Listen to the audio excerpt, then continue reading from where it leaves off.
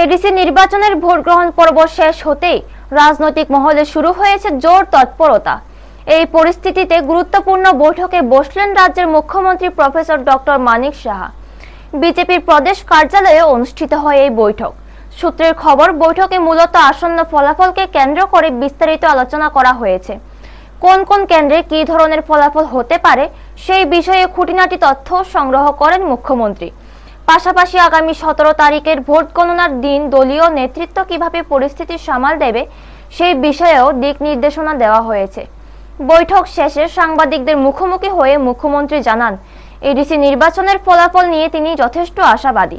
তবে ফলাফল যাই হোক না কেন রাজ্যের শান্তি ও সম্প্রীতি বজায় রাখার উপর বিশেষ গুরুত্ব দেওয়ার নির্দেশ দিয়েছেন দলীয় নেতৃত্বকে।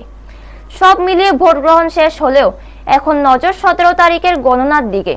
সেদিনে স্পষ্ট হবে এডিসি এলাকার জনমতের চূড়ান্ত রায়। ব্যুরো রিপোর্ট, নিউজ তৎকাল 24। কালকে তো ইলেকশন হলো এডিসি, আজকে ইলেকশনের পরে এটা আমাদের সবসময় একটা মিটিং হয়। বিভিন্ন যে আমাদের ক্যান্ডিডেট থেকে শুরু করে আমরা যে ক্লাস্টার বানিয়েছিলাম তাদের থেকে আমরা রিপোর্ট নিলাম। তো এক একটা কেন্দ্রের কী রিপোর্ট, কীরকম ভোট আমরা পেতে পারি, এগুলো আমরা সবসময় আমাদের নিয়ম অনুসারে করে থাকি। এইবারও আমরা করলাম।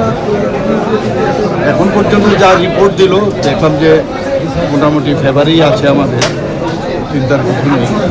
বাকি তো রেজাল্ট বেরোলে বোঝা যাবে, কারণ এটা তো আমাদের রিপোর্ট এবং যারা মাঠে ঘাটে আছে তাদের রিপোর্ট, এবং আমাদের যে পোলিং এজেন্টরা থাকে সেই এজেন্টের থেকে তারা যেভাবে চিন্তা ভাবনা করে সেটা দেখে বুঝে, এটা আন্দাজ, এটা অনেকটা বলে যে স্যাম্পল স্টাডি,